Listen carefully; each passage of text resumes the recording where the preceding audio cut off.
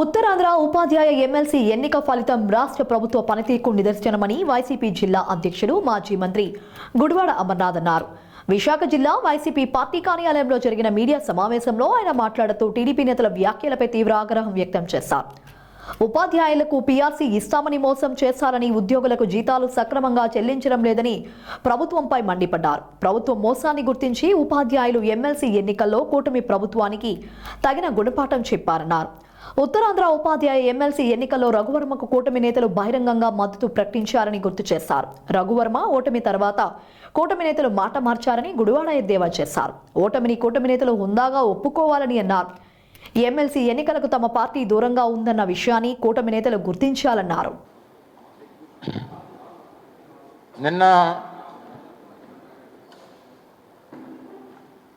నిన్న వచ్చినటువంటి ఎన్నికల ఫలితాల్లో ఉత్తరాంధ్ర టీచర్స్ ఎమ్మెల్సీకి సంబంధించి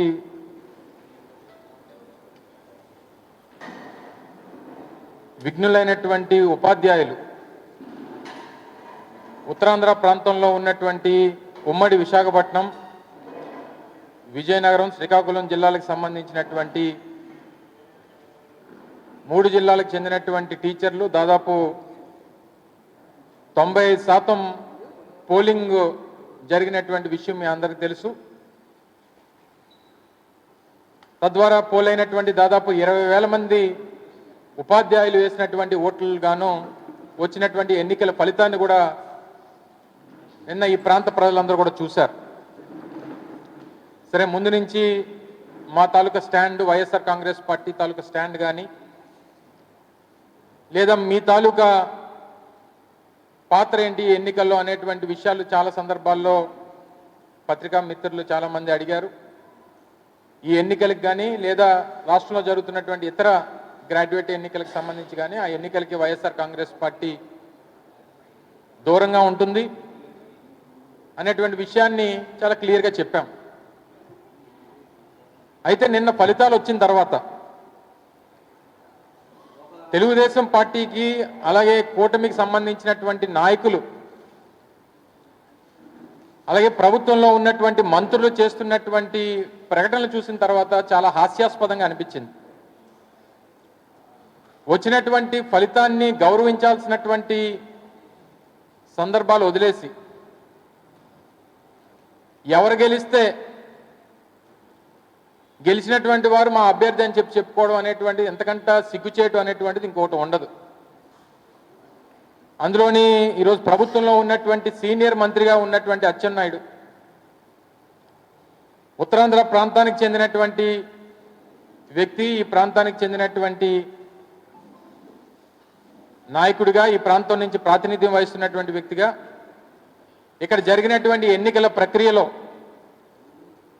పూర్తి స్థాయిలో నిన్న ఓటమి పాలైనటువంటి అభ్యర్థికి మద్దతు పలికినటువంటి కూటమి పార్టీ నాయకులు తీరా ఫలితం వచ్చిన తర్వాత నిన్న శ్రీనివాసులు నాయుడు గారు టీచర్స్ ఎమ్మెల్సీగా ఎన్నికైన తర్వాత శ్రీనివాసులు నాయుడు గారి తాలూకు విజయంలో కూటమి పాత్రే ఉంది, కూటమి మలపరిచినటువంటి అభ్యర్థి శ్రీనివాసులు నాయుడు గారు అని చెప్పుకోవడం అనేటువంటిది మరి ఎంతకంటే సిగ్గుచేటు ఇంకోటి ఉంటుందా అని చెప్పని అడుగుతా ఉన్నా.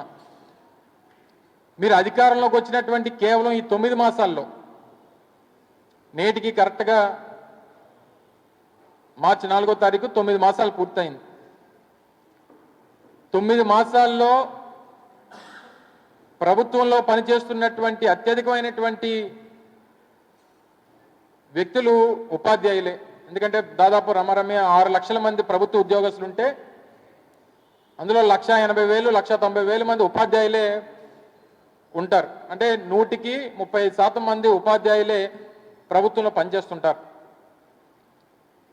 అటువంటి ఉపాధ్యాయులు ఇచ్చినటువంటి తీర్పు గడిచినటువంటి 9 మాసాలుగా ఈ ప్రభుత్వం తాలూకు పనితీరుకి చెంపపెట్టు అనేటువంటి విషయాన్ని ఈ సందర్భంగా చెప్పక తప్పదు.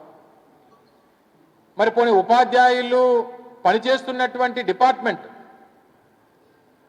విద్యాశాఖకు సంబంధించినటువంటి డిపార్ట్మెంట్ హెడ్ చేస్తున్నటువంటి మంత్రి ఎవరు? ఈ రాష్ట్ర ముఖ్యమంత్రి గారి కొడుకు. అంటే వీరి తాలూకా పనితీరు ఏ రకంగా ఉందో గడిచినటువంటి 9 మాసాల్లో సరే మా ప్రభుత్వాన్ని కాదన్నారు, మా పార్టీని కాదన్నారు, మమ్మల్ని ఓడించారు, వీరేదో మంచి చేస్తారని ప్రభుత్వ ఉద్యోగస్తులకు కానీ లేకపోతే ప్రజలకు కానీ మంచి చేస్తారని చెప్పి వారికి అవకాశం కల్పించారు. తీరా 9 మాసాల్లోనే వారి తాలూకు పనితనాన్ని, ఇచ్చినటువంటి హామీల్ని, ఎన్నికల ముందు చేసినటువంటి ప్రకటనల్ని అన్నీ కూడా కనీసం గతంలో మేము అధికారంలో ఉన్నప్పుడు వేసినటువంటి పిఆర్సీ దాన్ని కూడా రద్దు చేసి కొత్తగా పిఆర్సీ వేసినటువంటి పరిస్థితులు లేవు. సిపిఎస్కి కొత్త విధానం తీసుకొచ్చి గ్యారంటీడ్ పెన్షన్ స్కీమ్ తీసుకుని వచ్చి దాని మీద దేశవ్యాప్తంగా అనేక రాష్ట్రాల్లో గతంలో జగన్మోహన్ రెడ్డి గారి నాయకత్వంలో వేసినటువంటి గ్యారంటీడ్ పెన్షన్ స్కీమ్ ఏదైతే ఉందో ఇది మిగిలినటువంటి రాష్ట్రాలకు ఆదర్శంగా ఉందని చెప్పి చాలా రాష్ట్రాలు వచ్చి అధ్యయనం చేసినటువంటి పరిస్థితుల్లో దాని మీద హామీ ఇచ్చి దాని జోలికి పోకుండా ప్రతి నెల 1వ తారీఖే జీతాలు ఇస్తామని చెప్పి హామీ ఇచ్చినటువంటి ప్రభుత్వం అది కేవలం 1 నెల మాత్రమే ఇచ్చి ప్రతి నెల జీతాలు ఎప్పుడు పడతాయో తెలియనటువంటి పరిస్థితుల్లో అగమ్యగోచరంగా ఉన్నటువంటి ప్రభుత్వ ఉద్యోగస్తులు వారి తాలూకా కడుపు మంటకి నిన్న వచ్చినటువంటి ఎన్నికల ఫలితం ఒక నిదర్శనం. ఆ ప్రభుత్వం తాలూకా పనితీరుకి గడిచినటువంటి 9 మాసాలుగా కూటమి ప్రభుత్వం చేస్తున్నటువంటి అరాచకాలకి నిన్న ఎన్నికల ఫలితం ఒక నిదర్శనం అని చెప్పి సందర్భంగా తెలియజేస్తా ఉన్నాం. గెలిచాం లేకపోతే తూర్పుగోదావరికి సంబంధించి పట్టభద్రుల ఎన్నికలు మీరు చేసినటువంటి అరాచకాలు 1, 2 కాదు. ఏ రకంగా ప్రభుత్వ వ్యవస్థల్ని వాడుకొని పూర్తి స్థాయిలో రిగ్గింగ్కి పాల్పడ్డారు ఈ ప్రభుత్వం అనేటువంటిది కళ్ళకు కనిపించింది. సహజంగా ఎన్నికలకు సంబంధించినటువంటి ప్రక్రియలో ఏదైతే బయట ఉండేటువంటి ఆ ఎన్నికల సమయంలో ఈ ఓటర్ స్లిప్లు రాసేటువంటి ఈ టేబుల్స్ ఏవైతే ఉంటాయో ఆ టెంట్స్ దగ్గర కూర్చొని వచ్చినటువంటి వారందరినీ ప్రలోభపెట్టి డబ్బులు ఇచ్చి బెదిరించి భయపెట్టి చివరికి ఓటర్ లిస్టులకు సందర్భంలో కూడా ఏ రకంగా అవకతవకలకు పాల్పడ్డారో కూడా మనం చూసాం. సరైనటువంటి ప్రక్రియలో ఎన్నికలు జరగవు అనేటువంటిది బలంగా నమ్మాం. పూర్తి స్థాయి వ్యవస్థలన్నింటినీ కూడా వాడుకొని ఏ రకంగా రాజ్యాంగ బద్ధంగా జరగాల్సినటువంటి ఎన్నికల్ని వారి సొంత ఎజెండాతో వారికి కావాల్సినటువంటి విధంగా జరుపుకునేటువంటి ప్రయత్నం చేశారు మిగిలినటువంటి 2 ఎన్నికలు కూడా. కానీ ఉత్తరాంధ్రకు సంబంధించినటువంటిది లిమిటెడ్ నెంబర్ ఆఫ్ ఓటర్స్, కేవలం 20,000 మంది ఓటర్లు, విఘ్నులైనటువంటి చదువుకున్నటువంటి వారు పూర్తి స్థాయిలో వారికి ఉన్నటువంటి అవగాహనని వారికి ఉన్నటువంటి ఆలోచనలన్నింటినీ కూడా గడిచినటువంటి 9 మాసాలుగా ఈ ప్రభుత్వం తాలూకా పనితీరుకి వారు ఇచ్చినటువంటి తీర్పును చూసాం. సరే ఫలితాలు వస్తుంటాయి. గడిచినటువంటి ఎన్నికల్లో మేము పరాజయం పాలయ్యాం, ఓటమిని అంగీకరించాం, ప్రజలు ఇచ్చినటువంటి తీర్పుని యాక్సెప్ట్ చేశాం, ప్రజల పక్షాన పోరాటం చేస్తామని చెప్పాం. గడిచినటువంటి 9 మాసాలుగా ఆ పని చేస్తూ ఉన్నాం. పోనీ ఒక ఎన్నిక ఓడిపోయారు, ఉత్తరాంధ్ర ఎమ్మెల్సీ ఎన్నికలు, టీచర్స్ ఎమ్మెల్సీ ఓడిపోయారు, ఒప్పుకోండి. సరే తప్పు చేశాం, ఉత్తరాంధ్రాన్ని గాలికి వదిలేసాం, ప్రభుత్వ ఉద్యోగుల్ని గాలికి వదిలేసాం, మనం పెట్టినటువంటి బడ్జెట్లో ఉత్తరాంధ్రకి ఏమీ న్యాయం చేయలేదు, ఈ ప్రాంతానికి ఏం మేలు చేసేటువంటి ఆలోచన మాకు లేదు, మాకు అమరావతి తప్పితే వేరే ఆలోచన లేదు, మాకు సంపద సృష్టి అంతా కూడా అమరావతిలోనే చేస్తాం, మిగిలినటువంటి రాష్ట్రంలో మిగిలిన జిల్లాలు ఉత్తరాంధ్ర కానీ రాయలసీమ కానీ ఏమైపోయినా పర్వాలేదు. సరే మీ ఎజెండా అది, ఆ విషయం చెప్పండి. ఓటమిని అంగీకరించామని చెప్పి ఒప్పుకోండి. అది మానేసి ఎవరు గెలిస్తే ఆయనే మా క్యాండిడేట్ అంటే ఎంత అన్యాయం అండి. మీరు అందరూ కూడా ఎల్లుంటారు కదా అనేక పత్రికా సమావేశాలకి. గడిచినటువంటి 45 రోజులుగా ఎన్నికల ప్రక్రియ జరుగుతూ ఉంది. అనేక సందర్భాల్లో కూటమికి సంబంధించినటువంటి శాసనసభ్యులు కానీ వాళ్ళ పార్టీకి సంబంధించినటువంటి నాయకులు కానీ ప్రభుత్వంలో ఉన్నటువంటి మంత్రులు కానీ నేరుగా మా కూటమికి సంబంధించినటువంటి ఎమ్మెల్సీ అభ్యర్థి రఘువరం గారు అని చెప్పి మీరు ప్రకటన చేశారు. దానికి మీరందరూ సాక్ష్యం. ఎవరన్నా ఒక్కరోజన్నా కూటమికి సంబంధించినటువంటి మంత్రులు కానీ శాసనసభ్యులు కానీ వాళ్ళ పార్టీకి సంబంధించినటువంటి నాయకులు కానీ ఏ ఒక్క సందర్భంలో అన్నా శ్రీనివాసులు నాయుడు గారు కూడా మా క్యాండిడేట్ అని చెప్పి ఎక్కడైనా చెప్పింది ఒక్కటి చూపించండి. రఘువర్మ గారే క్యాండిడేట్ అని చెప్పి మీరు చెప్పినటువంటి సందర్భాలు అనేక చూపిస్తాం మేము. ఇది తెలుగుదేశం పార్టీ రాష్ట్ర అధ్యక్షులు పల్లా శ్రీనివాసరావు గారి తాలూకా ట్విట్టర్ అకౌంట్. సో వారు మాట్లాడినటువంటి క్లిప్పింగ్స్ కూడా ఉన్నాయి, ఇవన్నీ చూస్తే సమయం సరిపోదు. ఇది పల్లా శ్రీనివాసరావు గారికి సంబంధించినటువంటి ట్విట్టర్ అకౌంట్. ఇది ఫిబ్రవరి 25వ తారీఖున గాజువాక శాసనసభ్యులు తెలుగుదేశం పార్టీ అధ్యక్షులు పల్లా శ్రీనివాస గారి ఆధ్వర్యంలో గాజువాకలో 67వ వార్డులో ఉన్న జిల్లా పరిషత్ ఉన్నత పాఠశాల ఉపాధ్యాయుల్ని ఉత్తరాంధ్ర టీచర్స్ ఎమ్మెల్సీ ఉమ్మడి అభ్యర్థి శ్రీ పాకలపాటి రఘువర్మ గారిని అత్యధిక మెజారిటీతో గెలిపించాలని మిగిలినటువంటి వారి నాయకులతో కలిసి కోరడం జరిగిందని చెప్పి రాష్ట్ర అధ్యక్షుడు పల్లా శ్రీనివాసరావు గారి వాళ్ళకి ట్విట్టర్ అకౌంట్లో పెట్టినటువంటి పోస్ట్ ఇది. ఇందులో ఎక్కడన్నా శ్రీనివాసులు నాయుడు గారి పేరుందా? ఇది రాష్ట్ర అధ్యక్షులు. ఇది హోంమంత్రి గారి తాలూకా ట్విట్టర్ అకౌంట్. వారు కూడా రఘువర్మ గారికి ప్రచారం చేస్తూ పోస్ట్ చేసినటువంటి ట్విట్టర్ అకౌంటు. ఇది ఫిబ్రవరి 22వ తారీఖున వారి నియోజకవర్గం పాయకరావుపేటలో చేసినటువంటి ప్రచారం. ఇందులో ఎక్కడ శ్రీనివాసులు నాయుడు గారి పేరు నాకైతే కనబడలేదు. ఇది సీనియర్ నాయకులు మాజీ మంత్రివర్యులు గంటా శ్రీనివాసరావు గారి తాలూకా ట్విట్టర్ అకౌంట్. వారు కూడా వారి తరపున ఇది ఏకంగా ఎక్కడ ఇది ఎన్నికల రోజు పోలింగ్ బూత్ల దగ్గర కూర్చొని ఓటర్ స్లిప్పులు రాస్తున్నటువంటి ఫోటో. ఇది రఘువర్మ గారిని బలపరుస్తూ వారి తాలూకా టెంట్స్ దగ్గర కూర్చొని సీనియర్ నాయకులు గంటా శ్రీనివాసరావు గారు రాస్తున్నటువంటి ఓటర్ స్లిప్పులు పరిశీలిస్తున్నటువంటి గంటా శ్రీనివాసరావు గారు. ఇది అనకాపల్లి జిల్లా పార్టీ అధ్యక్షుడు తాతయ్య బాబు గారు రఘువరం గారిని గెలిపించమని చెప్పి ఇచ్చినటువంటి పత్రికా సమావేశం. ఇది రాష్ట్ర అధ్యక్షులు పల్లా శ్రీనివాస గారు, స్థానిక ఎంపీ, స్థానిక ఎమ్మెల్యే రామకృష్ణబాబు గారు, ఎమ్మెల్సీ చిరంజీవిరావు గారు, మిగిలినటువంటి కొంతమంది నాయకులు అందరూ కూడా కలిసి రఘువర్మకు కూటమి మద్దతు అని చెప్పి తెలుగుదేశం పార్టీ కార్యాలయంలో, బహుశా మీరందరూ కూడా వెళ్ళుంటారు, రఘువర్మ గారికి కూటమి మద్దతు అని చెప్పి ఇచ్చినటువంటి పత్రికా సమావేశం, దానికి సంబంధించినటువంటి క్లిప్పింగ్స్. ఉత్తరాంధ్ర ప్రాంతానికి సంబంధించి సీనియర్ నాయకులు తెలుగుదేశం పార్టీకి సంబంధించి పోలిట్ బ్యూరో సభ్యులు అశోక్ గజపతి రాజు గారు పెట్టినటువంటి ఒక సమావేశం. ఇది ఏకంగా కూటమి చెందినటువంటి నాయకులు తెలుగుదేశం పార్టీ వాళ్ళు వాళ్ళందరూ కలిసి ఇచ్చినటువంటి ఒక పత్రికా ప్రకటన, అడ్వర్టైజ్మెంట్.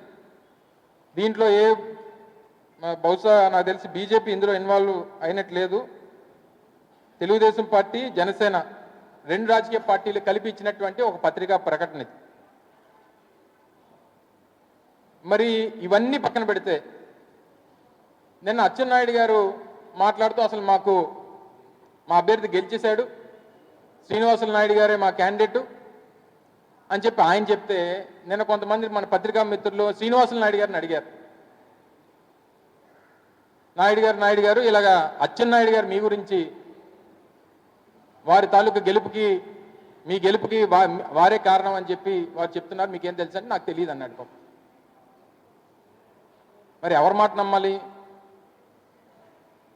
పోనీ అచ్చెన్నాయుడు గారు చెప్పింది, పోనీ ఎత్తుగా ఉన్నారు, 6 అడుగులు 6.5 అడుగులు ఎత్తుగా ఉన్నారు, 150 కేజీలు బరువు ఉన్నారు, పోనీ ఆయన పెద్ద మనిషిలా ఉన్నాడు, ఆయన చెప్పింది విందామా అంటే వారి అబ్బాయి, వాళ్ళ అన్నయ్య గారు అబ్బాయి రామ్మోహన్ నాయుడు గారు, ఆయన కేంద్రంలో మంత్రి. మరి ఈయన చెప్పింది వినాలా, ఆయన చెప్పింది నమ్మాలా? ఒక్కసారి రామ్మోహన్ నాయుడు గారు మాట్లాడినటువంటి మాటలు మీరు ఒక్కసారి ప్రజలకు ఒకసారి చూపించాలి. ఉపాధ్యాయ అధ్యాపక ఆచార్యులందరికీ కూడా నా నమస్కారాలు. ఉత్తరాంధ్ర టీచర్స్ ఎమ్మెల్సీ ఎన్నిక ఈ నెల 27న జరుగుతుంది. ఈ ఎన్నికల్లో తెలుగుదేశం జనసేన బలపరిచిన ఏపీటీఎఫ్ అభ్యర్థి శ్రీ పాకలపాటి రఘువర్మ గారు నిరాడంబరులు, నిజాయితీపరులు మరియు ఉపాధ్యాయులు సంక్షేమమే ధ్యేయంగా నిరంతరం సేవలు అందిస్తున్నటువంటి వ్యక్తి. అటువంటి వ్యక్తి మళ్ళీ ఎమ్మెల్సీగా పోటీ చేస్తున్నారు. ఆనాటి అరాచక ప్రభుత్వానికి వ్యతిరేకంగా ఉద్యోగుల పక్షాన గళం వినిపించి, అలానే ఆనాటి నిరంకుశ పాలనకు కూడా ప్రజాస్వామ్య పద్ధతిలో అడ్డుకట్టు వేయాలని ఆలోచించి 2023 మార్చిలో జరిగిన ఉత్తరాంధ్ర ఎమ్మెల్సీ ఎన్నికల్లో అప్పుడు మా అభ్యర్థి డాక్టర్ వేపాడ చిరంజీవి గారికి ఏపీటీఎఫ్ సంఘం వ్యక్తిగతంగా రఘువర్మ గారు సంపూర్ణ మద్దతు ఇచ్చి మా విజయంలో ఆనాడు భాగస్వాములయ్యారు. ఉత్తమ వ్యక్తిని చట్టసభకు పంపిస్తే మన ఓటుకి కూడా సార్థకత ఉంటుంది. ప్రభుత్వం బలపరిచిన రఘువర్మ గారికి ఓటేసి గెలిపిస్తే ఆయన నేరుగా ప్రభుత్వ పెద్దలను కలిసి సమస్యలు పరిష్కరించడానికి ఆయన కూడా కృషి చేయగలరు. ప్రజాస్వామ్య ప్రభుత్వం మనది. ఖచ్చితంగా చాలు మరి ఎక్కువ అంటే ఇందులో ఎక్కడన్నా మీరు నాకెక్కడ కూడా శ్రీనివాస నాయుడు గారి పేరు అయితే వినబడలేదు.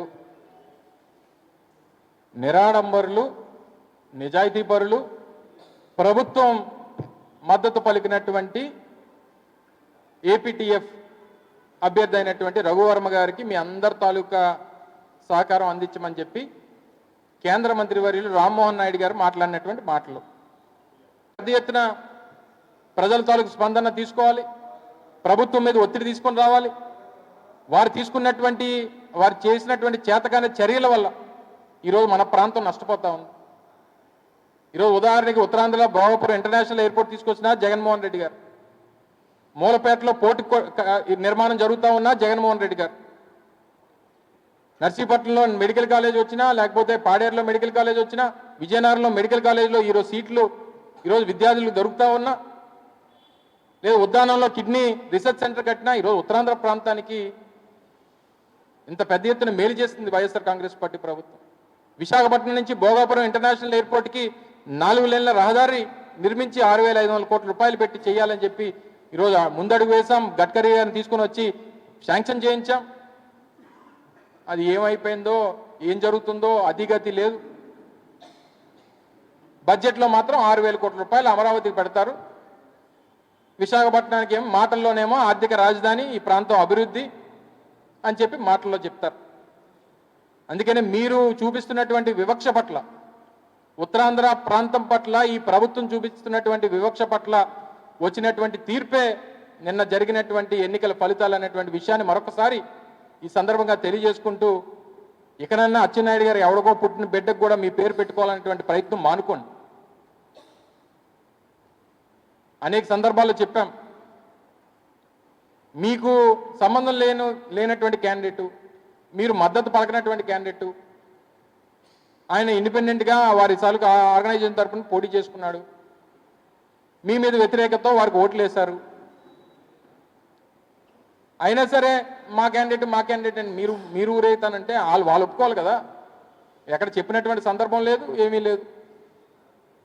ఏదన్నా నిన్న ఇచ్చినటువంటి ఫలితం ఈ ప్రభుత్వం మీద, ఈ రాష్ట్రంలో ఉన్నటువంటి ప్రభుత్వ ఉద్యోగులకి ఉన్నటువంటి వ్యతిరేకతకి నిదర్శనం అనేటువంటి విషయాన్ని, దాంతోపాటు ఆ విభాగానికి మంత్రిగా ఉన్నటువంటి ముఖ్యమంత్రి గారి కొడుకు తాలూకా చేతకానితనం, ఇవన్నిటికీ ఒక నిదర్శనం అనేటువంటి విషయాన్ని ఈ సందర్భంగా మీకు మరొకసారి తెలియజేసుకుంటూ, ఏదేమైనప్పటికీ వైఎస్ఆర్ కాంగ్రెస్ పార్టీ ప్రజల పక్షాన ఇప్పటికన్నా ఈ రెడ్ బుక్ రాజ్యాంగాన్ని, ఐపీఎస్ అధికారులని, ఇందాక మా సోదరులు కూడా మాట్లాడారు, సోదరిమణులు ఇద్దరు కూడా మాట్లాడారు, ప్రభుత్వంలో పనిచేసినటువంటి ఐపీఎస్ అధికారులని, ఐఏఎస్ అధికారులని సస్పెండ్ చేసి మీరేదో రెడ్ బుక్ రాజ్యాంగాన్ని మీరు కొనసాగిస్తామంటే ఆ రకంగానే భవిష్యత్తు కూడా ఉంటుంది. ఏదేమైనప్పటికీ ప్రజల తాలూకా తీర్పు ప్రజాస్వామ్యంలో అంతిమం. దాని ప్రకారం అందరి తాలూకా నడవడిక ఉండాలన్నటువంటిది మరొకసారి సందర్భంగా తెలియజేసుకుంటూ సెలవు తీసుకున్నాం. Thank you. గతంలో ఎప్పుడు కూడా టీచర్కి సంబంధించినటువంటి ఎమ్మెల్సీల్లో అది ఆర్గనైజేషన్స్, వారి టీచర్ ఫెడరేషన్స్ అనేకమైనటువంటి ఉంటాయి. వారు పోటీ చేస్తుంటారు. ఏమైనా మద్దతు పలకాలంటే వారికి పలికేటువంటి సందర్భం ఉంటుంది. మేము తీసుకున్నటువంటి ఒక పాలసీ, మా పార్టీకి సంబంధించినటువంటి పాలసీ మేము తీసుకున్నాం. మొన్ననే ఎన్నికలైనాయి, ప్రజల్లో ఇచ్చినటువంటి తీర్పుని మేము అంగీకరించాం, దాని ప్రకారం నడుచుకుంటున్నాం. ఆ రకంగానే ఈసారి ఎన్నికలకు దూరంగా ఉండాలని చెప్పి నిర్ణయించుకున్నాం. వారు చేస్తున్నటువంటి అరాచకమైనటువంటి పరిపాలన గడిచినటువంటి 9 మాసాలుగా చూస్తున్నాం. తునిలో జరిగినటువంటి ఘటనను చూసాం. వైఎస్ఆర్ కాంగ్రెస్ పార్టీకి చెందినటువంటి కౌన్సిలర్లు అంటే కాస్త కూస్తో ఆ ప్రాంతంలో నాయకత్వం వహిస్తున్నటువంటి నాయకులను కూడా బెదిరించి ఏ రకంగా ఇబ్బంది పెట్టారన్నటువంటి ప్రయత్నాలు చూసాం. సో ఇవన్నీ చూసిన తర్వాత ఎన్నికలకు దూరంగా ఉండాలనేటువంటి నిర్ణయం తీసుకున్నాం. ఎన్నికలకు దూరంగా ఉన్నంత మాత్రాన అది చేతకాంతనమో లేకపోతే బలం లేనితనమో లేకపోతే బలం లేక పోటీ చేయలేదని అనుకోవడం అమాయకత్వం. సో ఇవన్నీ కూడా రాజకీయాల్లో పరిస్థితులు బట్టి కొన్ని నిర్ణయాలు పార్టీలు తీసుకుంటుంటాయి. ఆ పార్టీ నిర్ణయాల్లో భాగంగా మొన్న ఎన్నికలకు మేము వైఎస్ఆర్ కాంగ్రెస్ పార్టీ దూరంగా ఉంది. ఏదేమైనప్పటికీ ప్రజలు అంతిమంగా ఇచ్చినటువంటి తీర్పుని ఎవరన్నా శిరసావహించాలి, దాని ప్రకారం ముందుకెళ్ళాలి. దాన్ని బట్టి మన తాలూకా ప్రవర్తన కానీ లేదా మన పరిపాలన విధానానికి మార్చుకోవాలన్నటువంటి తెలియజేస్తూ ఉన్నాం. వాళ్ళకి అలవాటు, మరి ఏం చేస్తాం, మరి అబద్ధాలు ఆడడం అలవాటు. మరి అచ్చెన్నాయుడు గారికి మరి ఆయనకి ఏం మనసుకు వచ్చిందో, ఆయనకి ఉన్నటువంటి ఆలోచన శక్తి ఏంటో, లేకపోతే ఆయన ఏం మేధావితనం ఉపయోగించాడో మరి నాకైతే అర్థం కావట్లేదు. కానీ మరి ఆయన ఒకడే మాట్లాడా, అందరూ అదే మాట్లాడుతున్నారా? నేను పల్లా శ్రీనివాసరావు గారు కూడా ఒక పత్రికా స్టేట్మెంట్ ఇచ్చినట్టుగా చూసాం. శ్రీనివాసరావు నాయుడు గారి తాలూకా విజయం మా విజయంగా చెప్పుకున్నట్టుగా కనబడతా ఉంది. సో ఇవన్నీ కూడా సరే, దాన్ని ఏమనాలని మరి ఆయనే సమాధానం చెప్పాలి. మరి ఆయన ఎక్కడన్నా ప్రచారం చేసినట్టు శ్రీనివాసరావు నాయుడు గారికి ఎక్కడన్నా చూపించమనండి.